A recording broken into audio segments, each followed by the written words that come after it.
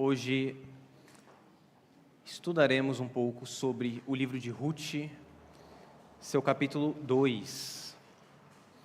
Capítulo 2 do livro de Ruth, continuando as nossas exposições nesse livro tão belo, tão maravilhoso, que nos revela soberania de Deus, provisão, graça. E hoje nós nos atentaremos para esse capítulo 2, que tem uma leitura um tanto quanto longa. Nós leremos tudo, e é por isso que eu peço para você que se atente e preste atenção na leitura, porque nós estamos diante de uma narrativa, irmãos, uma história. Deus nos fala por meio de profecias, por meio de cartas, por meio da lei e também por meio de histórias. Grande parte da Bíblia tem histórias, e nessas histórias o Senhor revela o seu caráter, revela seus atributos, a maneira como Ele se manifestou a pessoas, como Ruth e Noemi, e é isso que nós veremos hoje. Então preste atenção na leitura da palavra. Ruth, capítulo 2, de 1 a 23, diz assim a palavra. Noemi tinha um parente de seu marido, o dono de muitos bens da família de Elimeleque, o qual se chamava Boaz. Ruth, a moabita, disse a Noemi: deixe-me ir ao campo para apanhar espigas atrás daquele que me permitir fazer isso. Noemi respondeu: vá, minha filha. Ela se foi, chegou ao campo e apanhava espigas atrás dos ceifeiros. Por casualidade, entrou na parte do campo que pertencia a Boaz, que era da família de Elimeleque. Eis que Boaz veio de Belém e disse aos ceifeiros: que o Senhor esteja com vocês. E eles responderam: que o Senhor o abençoe. Depois, Boaz perguntou ao servo encarregado dos ceifeiros: de quem é essa moça? O servo respondeu: essa é a moça moabita que veio com Noemi da terra de Moabe. Ela me pediu para que a deixasse recolher espigas e ajuntá-las entre os feixes após os ceifeiros. Assim, ela veio e ficou aqui desde a manhã até agora. Só parou um pouco para descansar no abrigo. Então Boaz disse a Ruth: escute, minha filha. Você não precisa ir colher em outro campo, nem se afastar daqui. Fique aqui com as minhas servas. Fique atenta ao campo onde forem colher e vá atrás delas. Eu dei ordem aos servos para que não toquem em você. Quando você ficar com sede, vá até as vasilhas e beba da água que os servos tiraram. Então Ruth se inclinou e, encostando o rosto no chão, disse a Boaz: por que o Senhor está me favorecendo e se importa comigo, se eu sou uma estrangeira? Boaz respondeu: já me contaram tudo o que você fez pela sua sogra depois que você perdeu o marido.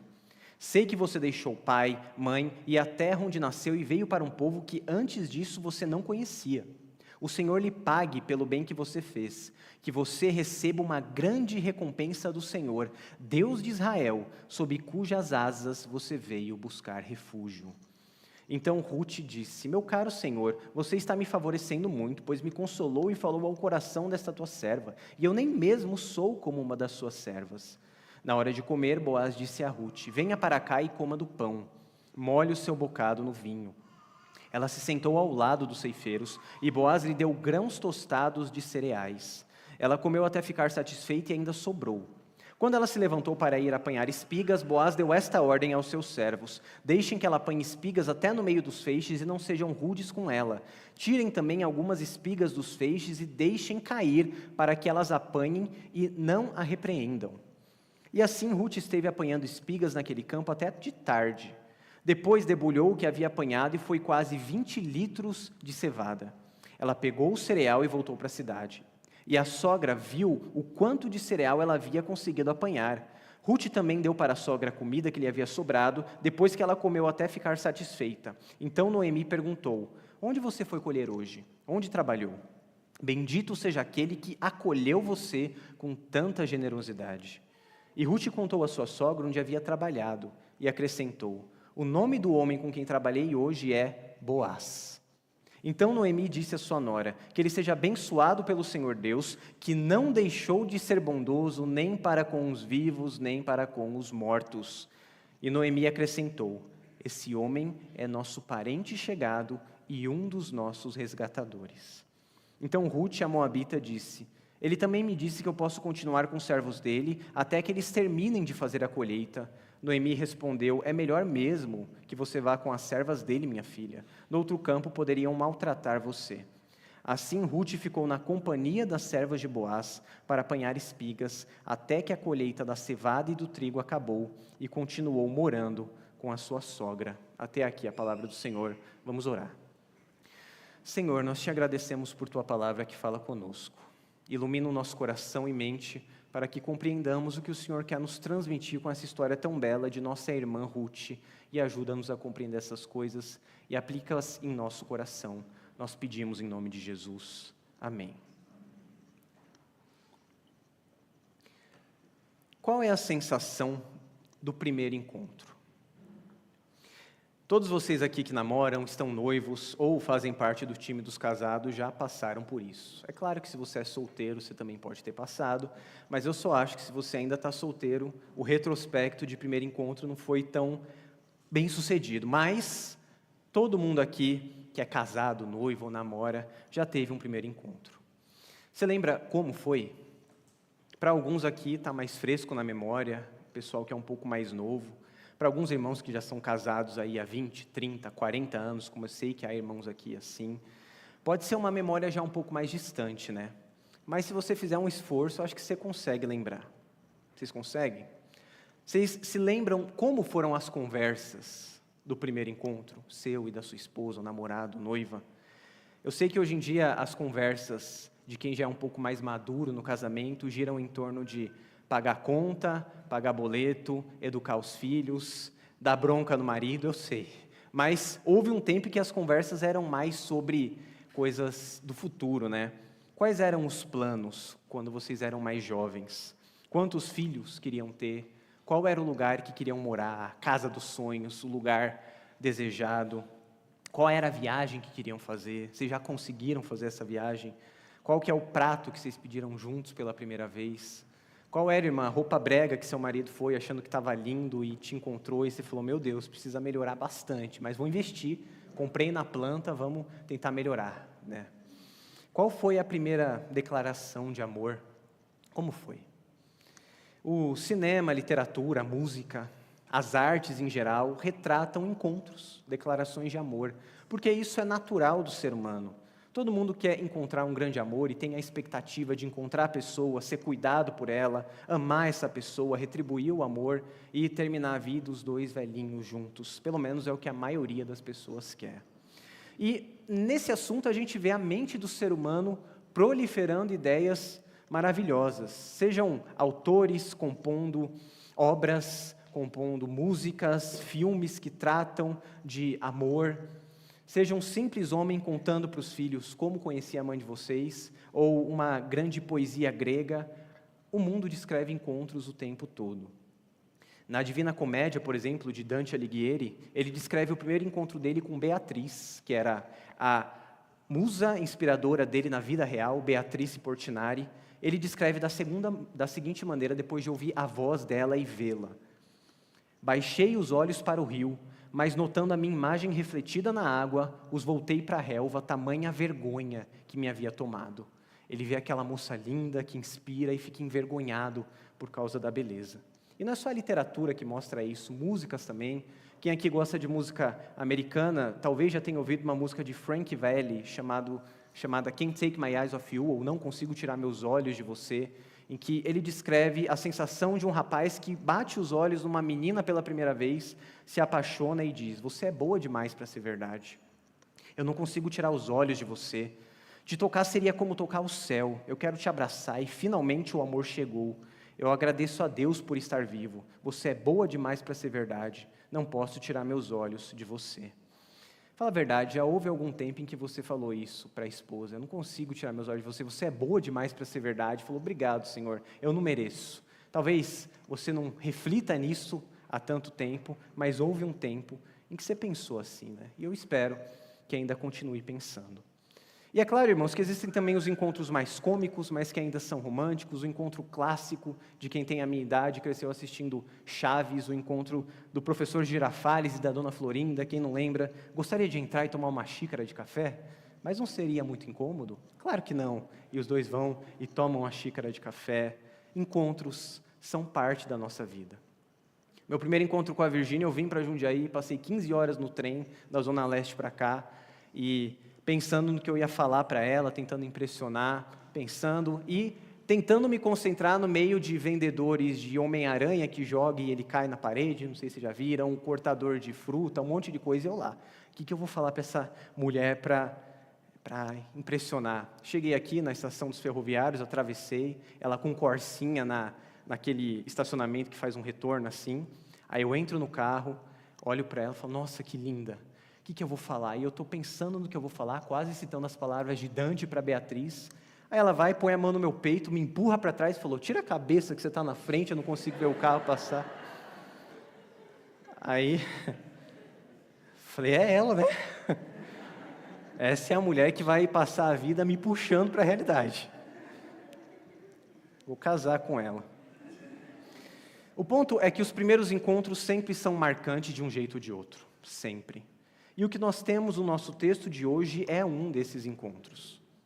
Ruth, a moabita, viúva que decidiu ir para Belém com sua sogra Noemi, decide ser o arrimo de família e trabalhar por duas, cuidando da sogra que tinha ficado sozinha, buscando alimento para si e para ela. E o que acontece é que nessa circunstância terrível, a perspectiva começa a mudar, começa a melhorar. E o que nós veremos hoje, irmãos, é que o encontro de Ruth com Boaz, esse primeiro encontro, não é só um encontro dela com Boaz, é um encontro de uma serva de Deus com a providência de Deus. É um encontro do Senhor com Ruth, um encontro do Senhor com seu povo. Um Deus que encontra seu povo e mostra bondade em circunstâncias difíceis. Um Deus que decide manifestar sua bondade usando um servo seu chamado Boaz, a Ruth e Noemi. O Deus que na sua providência encontra a Ruth manifestando bondade por meio da bondade de Boaz. E esse é nosso assunto de hoje. Deus nos encontra e nos manifesta a sua bondade. Deus nos encontra e nos manifesta a sua bondade. Nós veremos esse assunto a partir de 3 cenas que essa narrativa nos mostra. E cada uma dessas cenas é uma parte desse encontro, que é um encontro não só de Ruth com Boaz, meu irmão, mas do Senhor com você. Tenha isso em mente.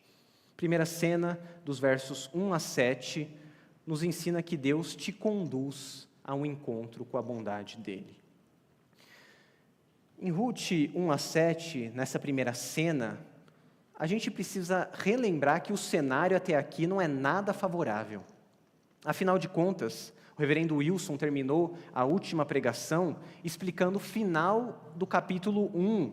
E o final é uma sogra desamparada, sem perspectiva de vida, querendo só morrer em paz, voltando envergonhada para a terra natal depois de perder absolutamente tudo. Ou, pelo menos, de achar que tinha perdido tudo. E com ela, sua nora, também desamparada, também viúva, indo para uma terra estrangeira, viver em meio a um povo que aparentemente não tinha nada de atrativo. Absolutamente nada, exceto uma coisa. Era o povo de Noemi, que adorava o mesmo Deus de Noemi, o Deus de Israel.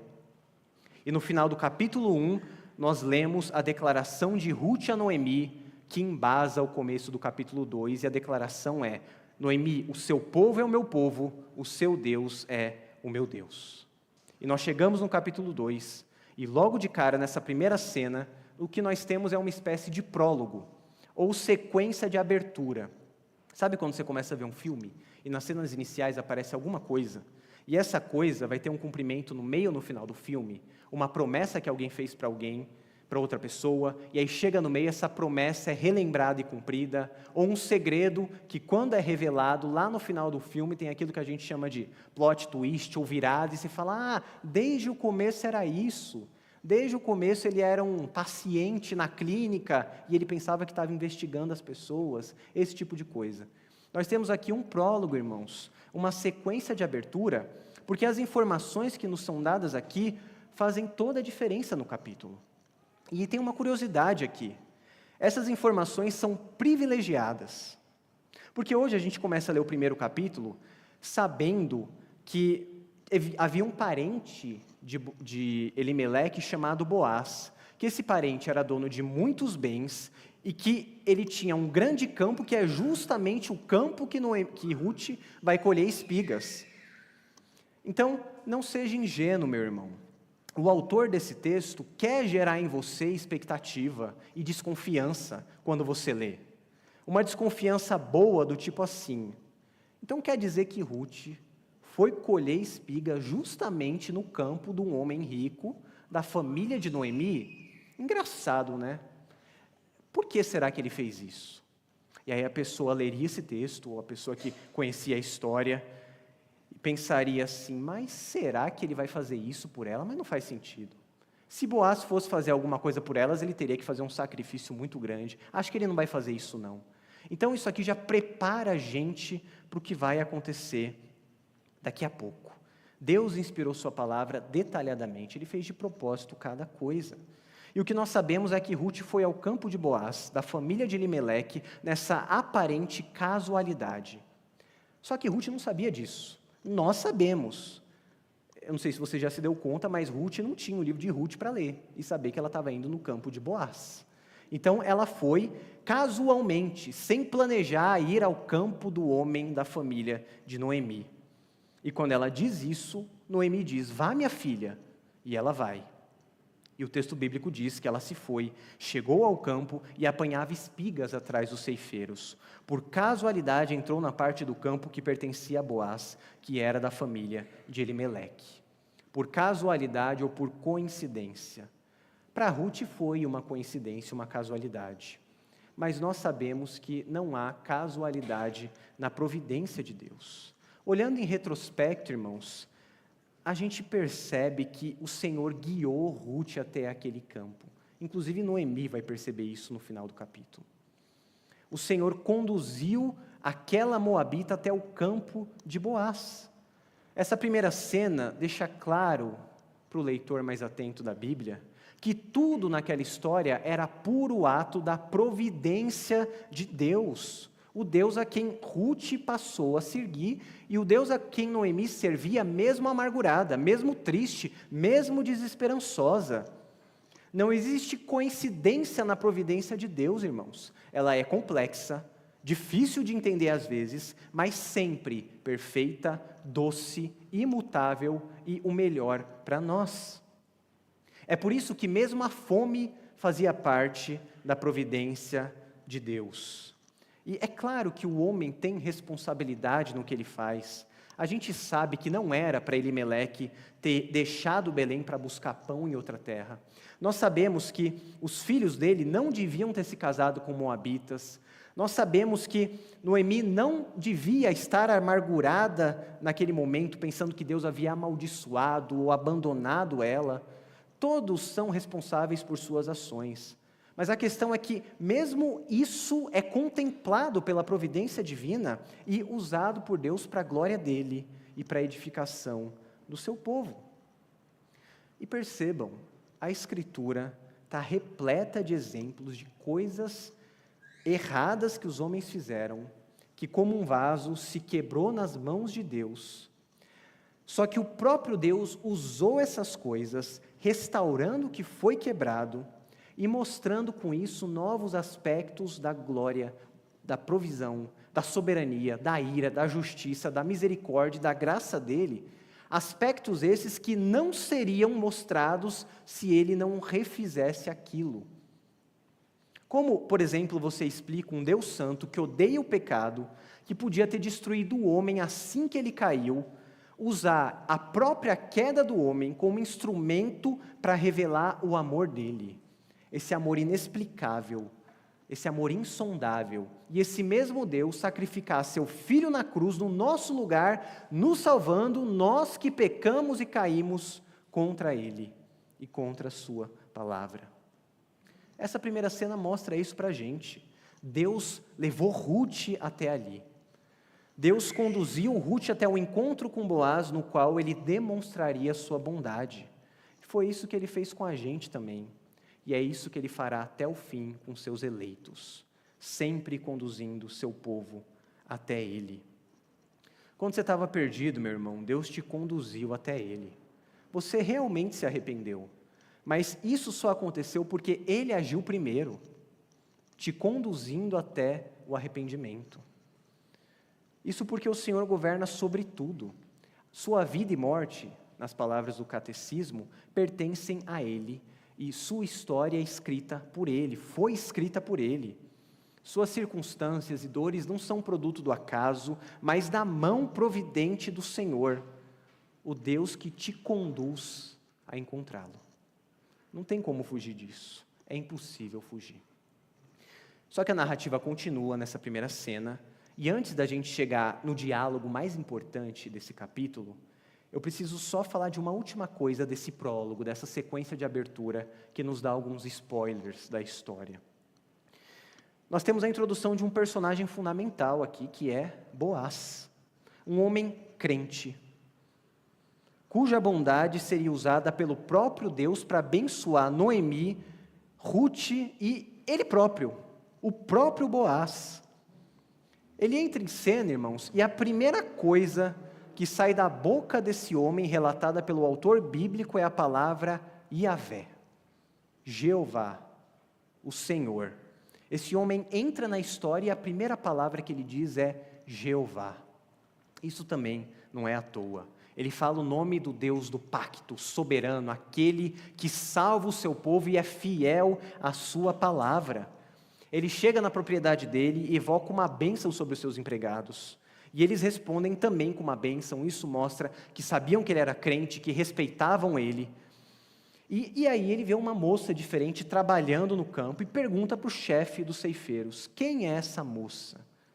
E os versos 6 e 7 nos dizem que o chefe responde: essa é a moça moabita que veio com Noemi da terra de Moabe. Ela me pediu para que a deixasse recolher espigas e ajuntá-la entre os feixes após os ceifeiros. Assim ela veio e ficou até aqui desde a manhã até agora, só parou um pouco para descansar no abrigo. Preciso explicar uma coisa aqui rapidinho. O fato de terem permitido que Ruth colhesse espigas estava previsto na lei de Moisés.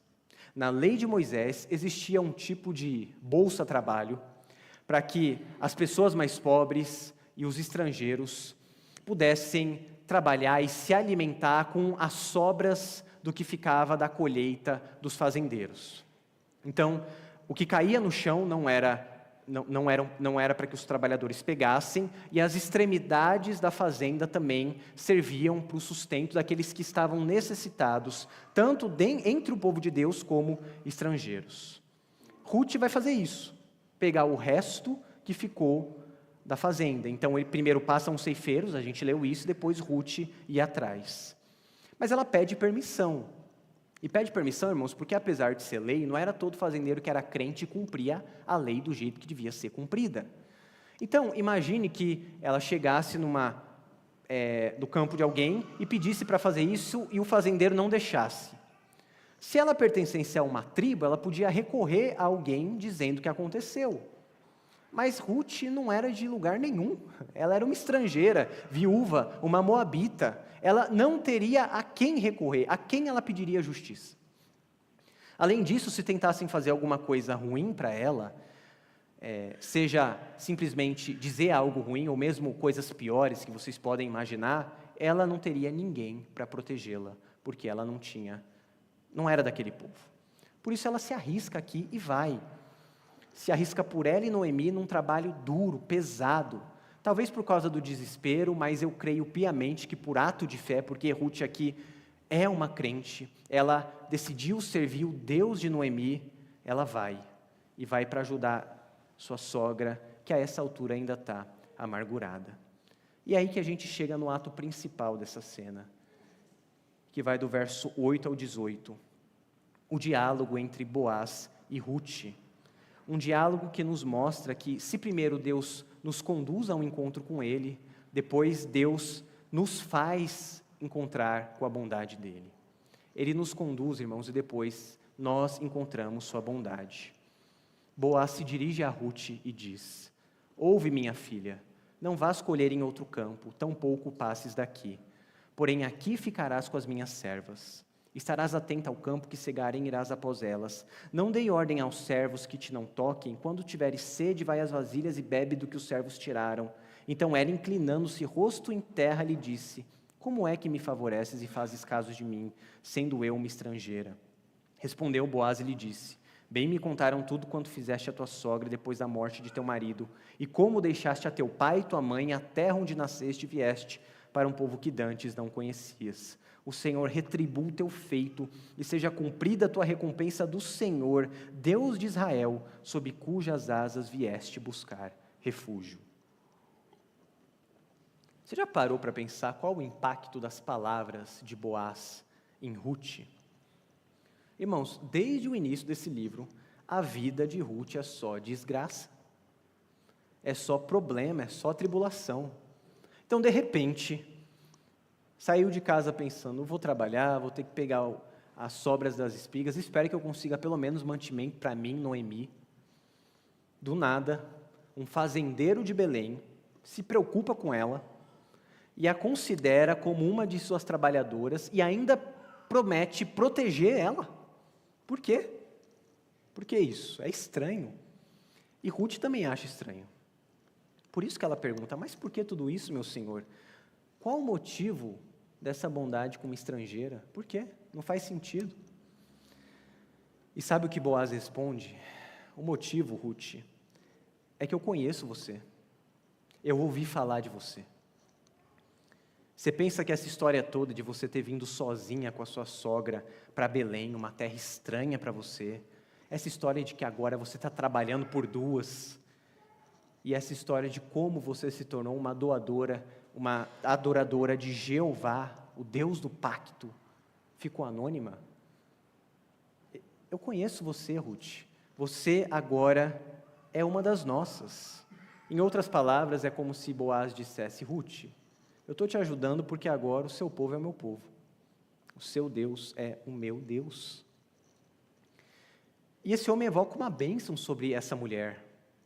No verso 12, ele diz, que você receba uma grande recompensa do Senhor, Deus de Israel, sob cujas asas você veio buscar refúgio.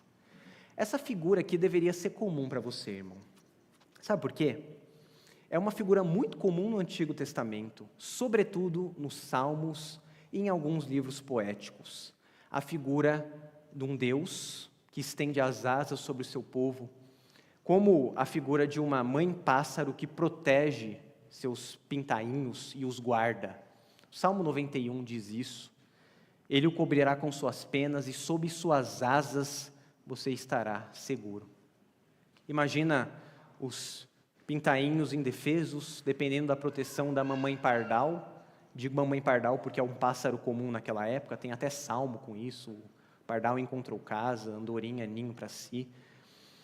E para eles não serem comidos vivos por predadores, quem os protege é o pássaro, mamãe pássaro. Só que, não sei se vocês sabem também, mas pássaros não portam armas, não conseguem fazer arte marcial e se protegem com seu próprio corpo. É isso que a mãe pássaro faz, protegendo os filhotes com as próprias asas. E se uma águia ou um predador maior ataca, ela morre no lugar deles. É isso que ela faz. E não só ataques de inimigos e predadores, mas mesmo fenômenos naturais. Quando você chegar na sua casa hoje, procura um pássaro protegendo seus filhotes num ninho, em uma tempestade, você vai ver que ele cobre os pintainhos com as asas, e como costuma acontecer nas regiões do Oriente Próximo, do Antigo Oriente Próximo, tempestades fortes de granizo matavam os pássaros nos ninhos, e os filhotes permaneciam vivos enquanto mamãe pássaro tomava todo aquele granizo e morria no lugar deles. E eles estavam lá, aquecidos e protegidos, enquanto ela morria. Eu acho isso bem curioso, não sei se vocês também acham, porque eu me pergunto, quando eu leio essas histórias bíblicas, de qual história a gente está falando? A gente está falando da história de um Deus que abre suas asas e recebe o dano no lugar do seu povo, abrigando seus filhos por pura bondade? Me parece que sim. Ou a gente está falando de uma segunda história, a história de uma estrangeira que foi para Belém sem nada, mas que encontrou refúgio nas asas do Senhor, o Deus a quem passou a servir. Ou a gente está falando de uma terceira história, da sua história. a história de um estrangeiro, alheio a Deus, nascido em pecado, moabita por natureza, adorador de deuses estranhos, mas que foi conduzido pelo próprio Deus ao encontro com ele, e agora está sob suas asas. E esse próprio Deus, um dia estendeu as asas sobre você, na pessoa de Cristo, e morreu no seu lugar, recebendo a tempestade da ira de Deus, que você jamais poderia receber. Qual é a história? Nós fazemos parte dessa história, irmãos. Nós fazemos parte dessa mesma história contada pelo autor bíblico sobre Ruth. Nós nos encontramos com essa bondade tão grande, a ponto de Cristo receber do Pai sua ira no nosso lugar, nos mantendo seguros e agora salvos. Essas palavras de Ruth não mexem com vocês quando ela pergunta: por que o Senhor está favorecendo e se importa comigo, se eu sou uma estrangeira? Porque para mim, me parece que essas palavras são mais minhas do que da própria Ruth. Por que tanta bondade, Senhor? Por que o Senhor me favoreceu se eu te odiava? Por que o Senhor me salvou se eu quebrei a sua palavra? Por que o Senhor me alcançou, sendo eu moabita, inimigo do Senhor, alheio ao Senhor, chamando de Deus tudo que não presta, servindo deuses estranhos, porque eu não mereço? Mas o que o Senhor diz é que Ele quis fazer isso e nos encontrou com a bondade dEle. Fez com que a gente fosse salvo e nos abrigou debaixo das suas asas. Esse é o encontro que o Senhor teve conosco. Só que Boaz avança um pouco mais, e na hora de comer, ele fala para Ruth: venha para cá e coma do pão, molhe o seu bocado no vinho. Além disso, ele favorece Ruth dando grãos tostados, ajudando Ruth na colheita. Ele pede para os servos propositalmente derrubarem espigas para que ela pegue, para eles não repreenderem. Então não é as que só caíram sem querer, é para eles derrubarem de propósito. E assim Ruth volta para casa com muita comida, protegida, e ela e Noemi se fartam. Esse é o final da segunda cena. Tem mais uma coisa importante aqui que eu quero que você entenda, que diz respeito à provisão de Deus e o modo como Deus atua. Irmãos, o Senhor escolheu não só os fins, mas a maneira também como as coisas acontecem. É o próprio Deus que marca encontros e coloca pessoas no lugar certo para manifestar a provisão dele. Boaz é usado por Deus aqui para manifestar a bondade do Senhor. Deus usa a bondade de Boaz para manifestar a sua bondade. Então é um homem crente que se coloca como instrumento do Senhor e acaba sendo usado como manifestação da providência do próprio Deus. E a gente? E nós?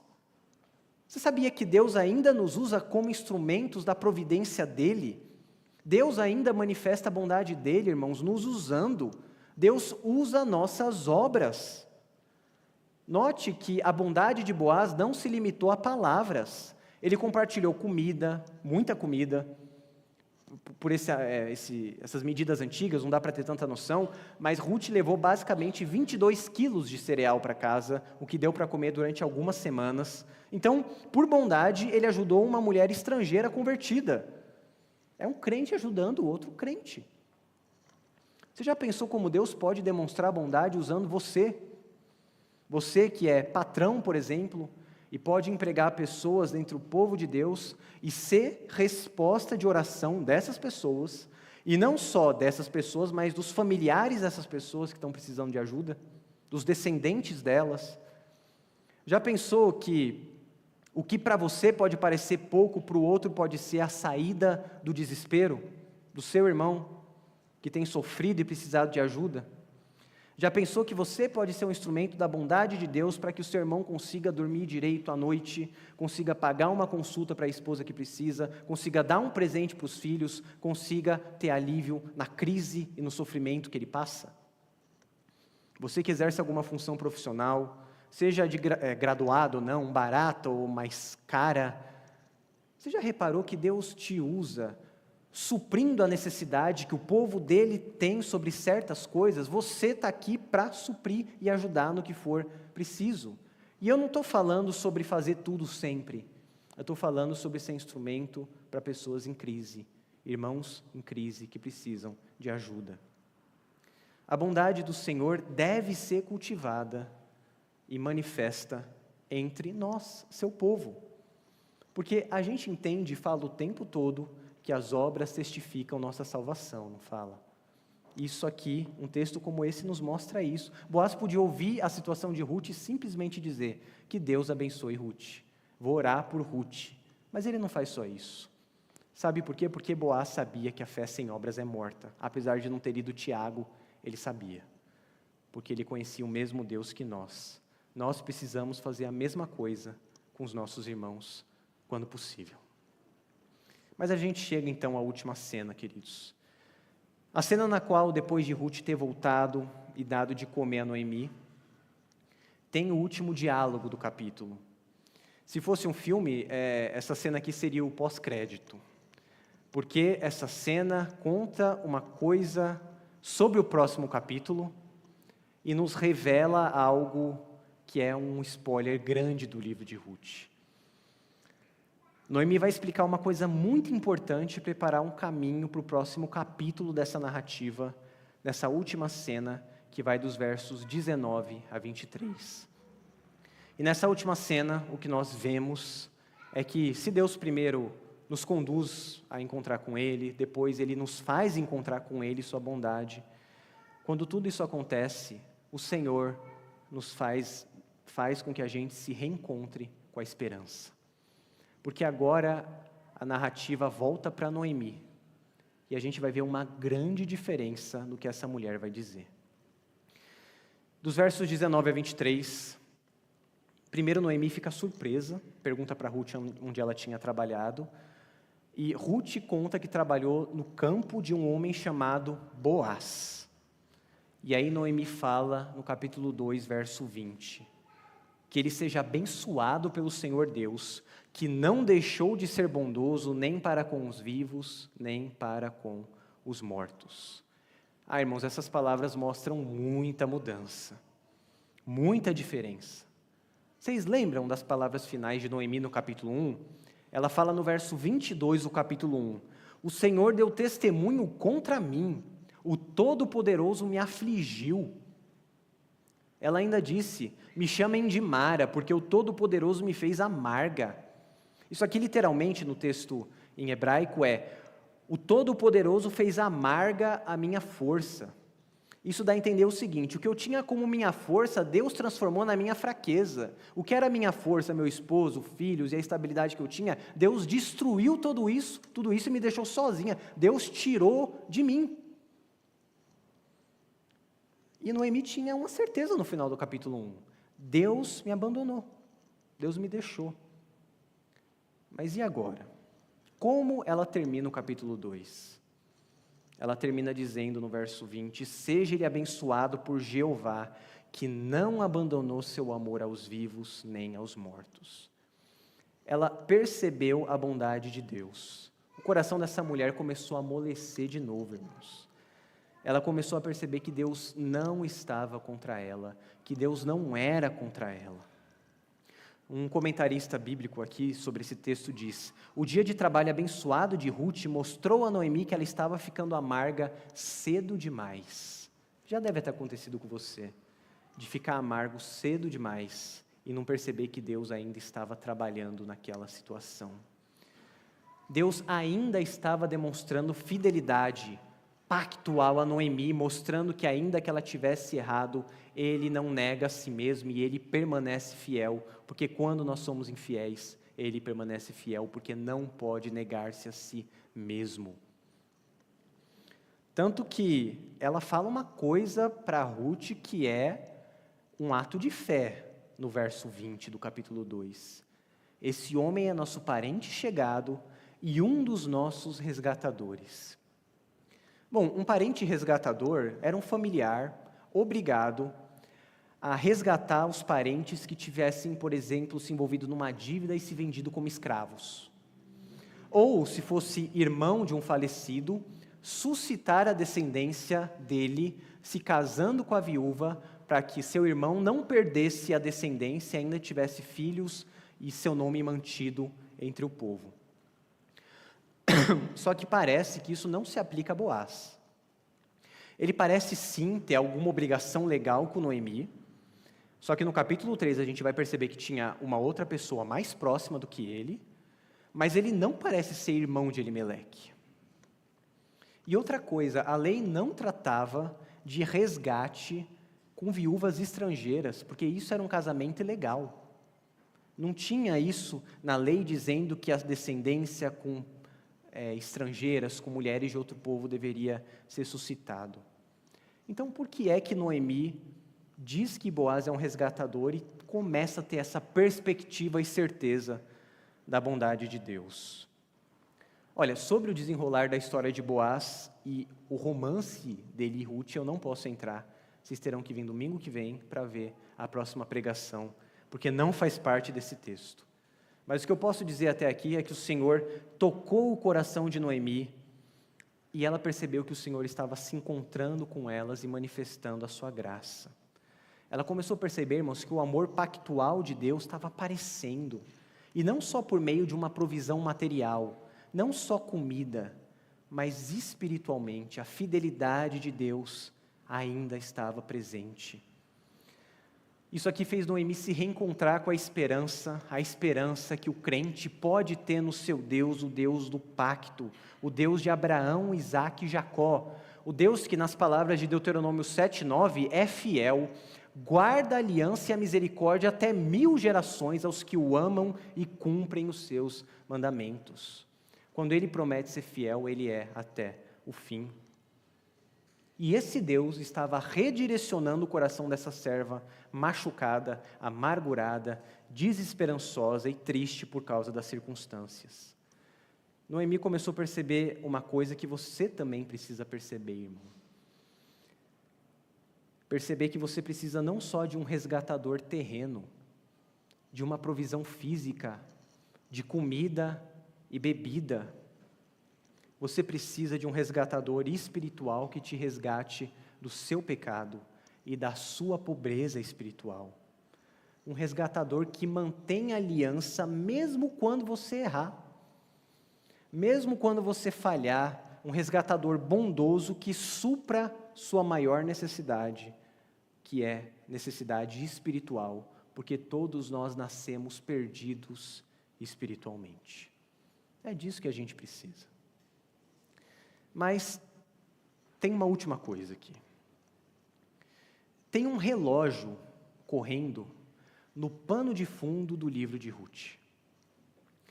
Porque percebam que Noemi e Ruth voltaram para Belém na época da festa da Páscoa. A gente sabe disso porque Ruth 1:22 fala que elas voltaram para Belém no início da cega, da colheita da cevada.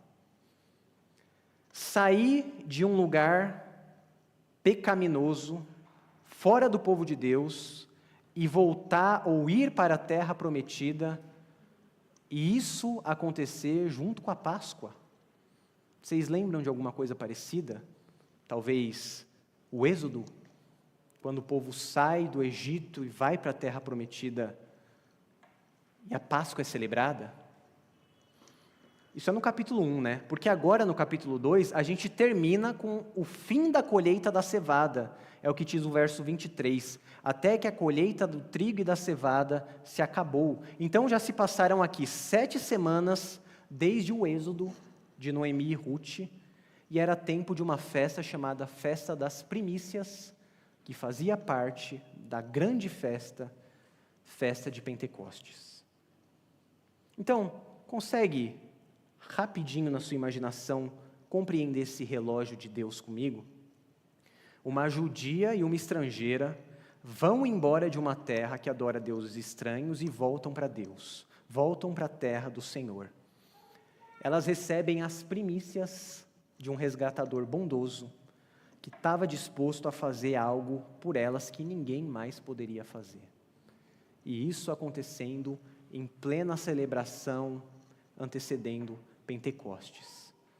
E aí a gente avança um pouco no tempo, em Atos dos Apóstolos, e lê no capítulo 2, que ao se cumprir o dia de Pentecostes, estavam todos reunidos no mesmo lugar.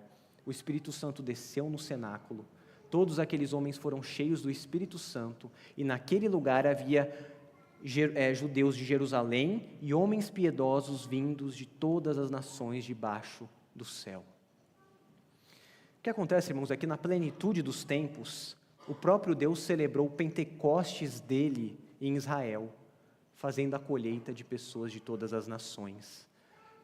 A história de Ruth e Noemi faz parte disso.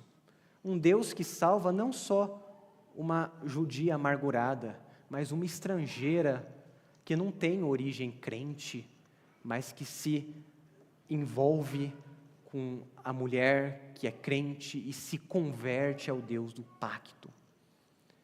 E aconteceu assim com a gente. Nós fomos colhidos pelo Senhor, nos encontramos com eles, nós recebemos o Espírito Santo. Nós que viemos de todos os povos, tribos, línguas e nações, de Jerusalém ou de Moabe, ou de qualquer outro lugar, porque o nosso resgatador salva a todos. Você compreende isso? Você já conhece esse resgatador? Se você não conhece, qual o motivo de você ainda não ter saído de Moabe para ir para Belém? Por que você não fez isso ainda? O que falta para você ir ao encontro desse Deus resgatador bondoso de Israel? O que falta para você se unir a esse povo que tem o mesmo Espírito, que recebeu o mesmo Espírito, esse povo cheio de moabitas resgatados, que não tem uma origem muito boa, mas que falam juntos em coro, perguntando a esse resgatador bondoso, sabendo que é todo mundo pobre de espírito, e pergunta: por que o Senhor nos favoreceu? A gente não merecia, mas o Senhor nos salvou. Se você não diz isso e não compreende sua pobreza espiritual, não perca tempo, porque haverá um dia em que isso não será mais possível. Haverá um dia que, se você não foi colhido como trigo, você vai ser colhido como joio, e o seu lugar vai ser a fornalha ardente. Para que esse dia não chegue, o que você precisa é recorrer ao resgatador de Belém, Jesus Cristo, o Senhor.